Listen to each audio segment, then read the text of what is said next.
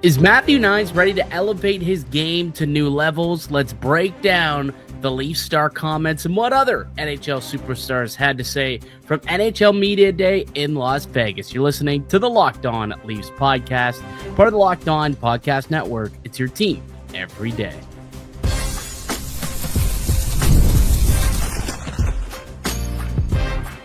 You're Locked On Maple Leafs, your daily podcast on the Toronto Maple Leafs. Part of the Locked On Podcast Network, your team every day.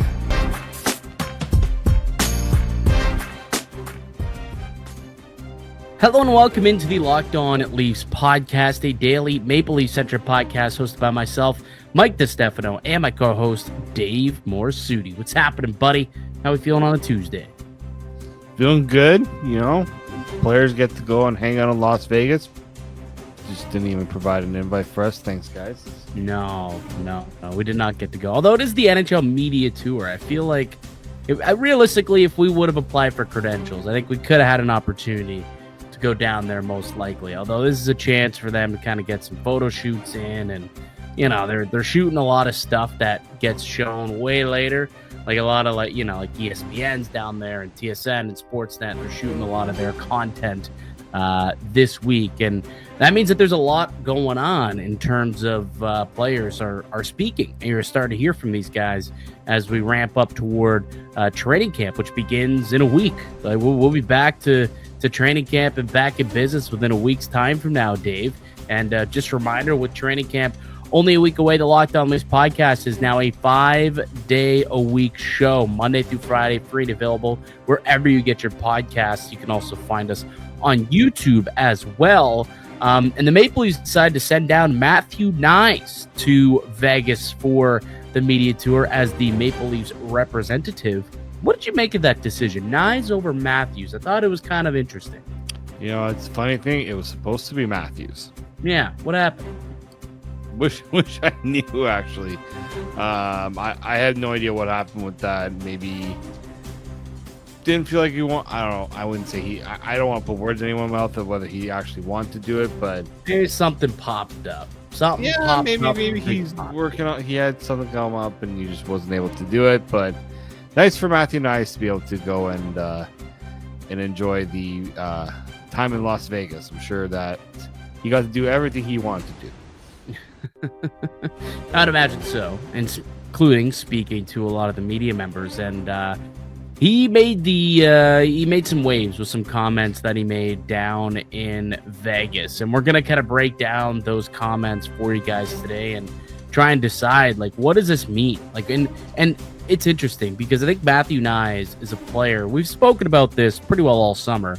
When he received that contract extension, nearly $8 million on a long-term deal, that meant that expectations were going to get infinitely higher on Matthew Nyes. And now being sent out as, the representative of the Maple Leafs, I think just goes to prove that he's now one of the core members of this team. And, he's going to be linked to the success, whether good or bad, of what happens with the Leafs. He's now going to be one of the guys who's going to have to drive the bus for Toronto. And in the last couple of years, obviously Matthews and Marner have been the face of the team, Nylander as well. With Marner gone, it does feel like it's time. I think Matthew Nyes is just going to step into that role as one of these core players who's expected to drive this Toronto Maple Leafs club. Yeah, he understands the expectations put on him, but it's also, the Leafs are realizing that the core has to adapt a little bit, and it's nice to give it to a younger player, somebody that, can grow into that role rather. Yeah, it's a lot to put on a young player, but he's already been here a few years, so it's not like they're doing it for an Easton Cowan where they're expecting somebody to step in and be a contributor right off the hop. Like Matthew Nyes has shown everything that's been thrown at him, he's kind of able to do it.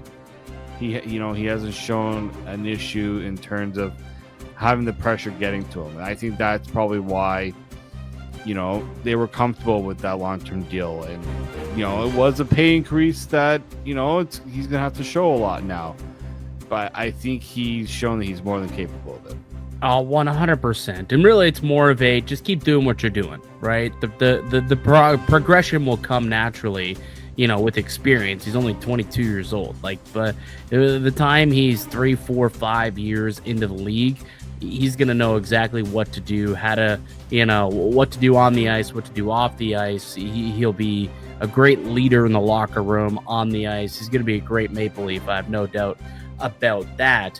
But he had some interesting comments, and you brought up the word pressure, which I thought was very, obviously you brought that up for a reason, because that was one of the comments that's making the rounds from earlier today at Media Tour. And he said, quote, "Everyone's always going to tell you the cliche that pressure is a privilege and stuff, but I think it's honestly so much fun that there's so many people so invested in our group. I'd be upset with fans if they weren't happy, or if they weren't unhappy with my game if I wasn't playing well." Matthew Nice told Joshua Cloak of The Athletic earlier today. And that's an interesting take. That's clearly very different from the Mitch Marner answers that he's given over the years. Yeah, and he also was talking to Ellie Friedman in Kalbukauskas on 32 Thoughts, and they asked him about the Game 7 loss. And he's like, I was a little bit pissed off. It sucks to be sitting on the couch. He has a very different response to not even what Marner has said, but also what Austin Matthews has said, but also what William Nylander has said. He hasn't been through he's obviously been through a couple of tough playoff exits, but he doesn't have the same mentality as the other players have had when it comes to it. He's pissed off. You move on from it, but also understand that things need to be different.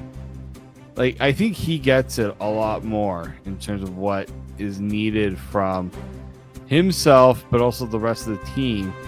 You should be pissed off at what happened. You should be wanting to change things because you don't want to be going through it all over again. So I find the maturity of him to be quite, it's refreshing considering what we've kind of had to deal with.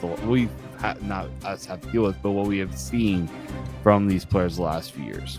It's just a different disposition, right? And we've been clamoring for that for years, that there's so many passive guys, especially within the core, and now finally the Maple Leafs have an aggressor in the core. They have their Brady Tkachuk, their Matt Tkachuk. They have a power forward who can go out there and physically dominate and also dominate on the scoreboard as well, right? And someone who could go out there and play 20-22 minutes a night and lean on you and be hard to play against. So the Leafs were looking for that, and someone who also just shows a little piss and vinegar. We've seen him drop the mitts and fill someone's face in. He can do that too if you get under his skin. So he is a very different player than what this team has had in the past in terms of core guys. And now, he's going into what's going to be his third full season in the NHL at this point. I think he's ready to kind of take that leap and go from being a good player